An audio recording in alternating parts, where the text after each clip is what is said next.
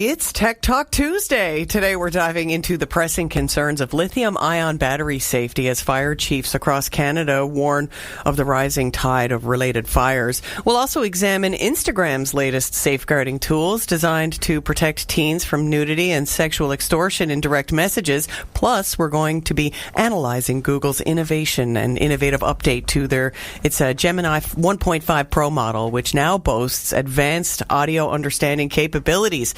Tackling these critical issues with us is our local technologist, Kevin Andrews. Good morning, Kevin. Cheerio, good morning to you. Great to have you. So these recent reports that have highlighted a worrying trend in Canada, an increase in fires caused by lithium-ion batteries. Fire chiefs across the country are sounding the alarm over the dangers associated with these commonly used power sources.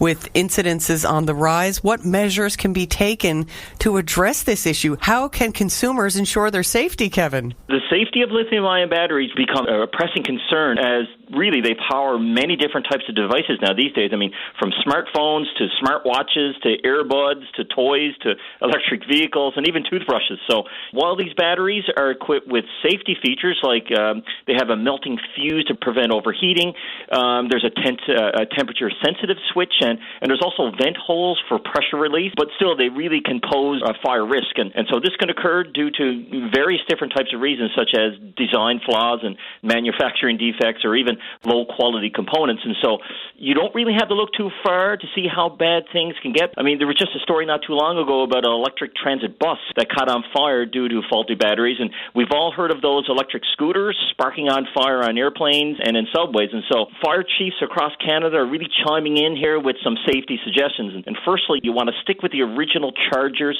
for your rechargeable battery and avoid cheap alternatives. For replacement cable or cords, stick to the same brand if possible or match the wattage or the voltage. And also to contact customer service if your charger malfunctions. They may send you a replacement, so then you don't have to go out and buy one. So then they can get that faulty one back to examine issues there were with it. When it comes to charging your laptops and your phones and your other electronics at home or in the office, charge them in safe areas. For instance, don't place a laptop on carpet or on a sofa and then leave it to charge. Also, don't leave your phone on the bed when charging. Most devices, they're saying with these lithium-ion batteries, need a clean, flat surface, such as a table or a counter. So the more air circulation around them, obviously, the better. When it comes to recycling unused devices and batteries, it's best to bring them to a recycling depot like Best Buy or Staples instead of leaving them in a junk drawer where they could leak or explode. All right, those were some great tips, although I'm kind of dismayed to hear that I have to give up my addiction to dollar store chargers, Kevin.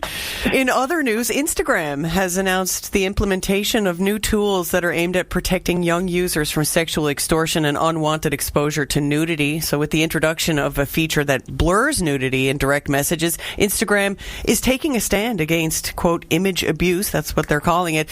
How significant are these changes, and what impact might they have on the safety of teens that are using these platforms?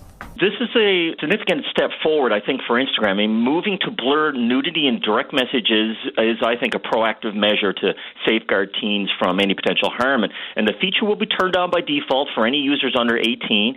Then adults are encouraged to activate it as well. And so it's designed to prevent the shock of confronting nudity unexpectedly and to really discourage the exchange of sensitive images. Now, the platform is also addressing the issue of sexual extortion, which has some deeply troubling cases recently. And so by making it harder for potential criminals to contact teens and by blurring explicit images, Instagram is really creating a safer space for its younger audience. And I think this feature is part of a broader campaign to combat sexual scams and other forms of image abuse, reflecting the growing awareness of the platform's responsibility to its users. Now, critics argue that while these tools are a positive development, they're not really going far enough to prevent all the abuse. The challenge for Instagram and any of the other social media platforms is really to continue to evolve these proactive measures while really educating users about online safety. I mean, no question it's a complex issue, but steps like these are crucial in the ongoing effort to really protect young people online.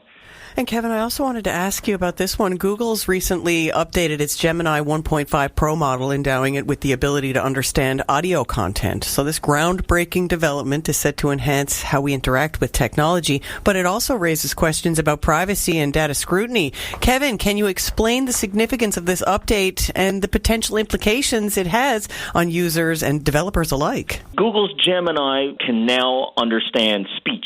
Significant development there, and it doesn't really need you to type anything out anymore. And this means now that AI can analyze things like TV shows and movies and even your long work meetings. Plus, it understands lots of languages, making it easier for people around the world to really communicate. So this could lead to automatic, super accurate subtitles in multiple languages.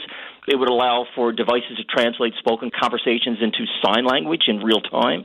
And virtual assistants, I think, would understand your requests more naturally, even picking up in your tone of voice. So for developers, this means that now they can build applications that interact with users in a more natural way, using voice as really the primary input. And really imagine being able to ask your app questions about a documentary you're watching. It could then listen to part of the documentary and then provide real-time answers based on that content. So I think, as the old saying goes here, you have to keep in mind, with great power then comes great responsibility. The ability to really understand and process audio at this level could potentially lead to concerns over how this data is stored, how it's used, and really how it's protected. So Google has always been at sort of the forefront of AI ethics, and I think with this update, they really need to ensure that robust privacy measures are in place really to protect the user data and to maintain trust. Yeah, that AI technology is moving at a breakneck pace, so it's great to have you, Kevin Andrews, to give us all your insights and tips on technology. Jerry Lynn, I appreciate your time. We'll chat again next week.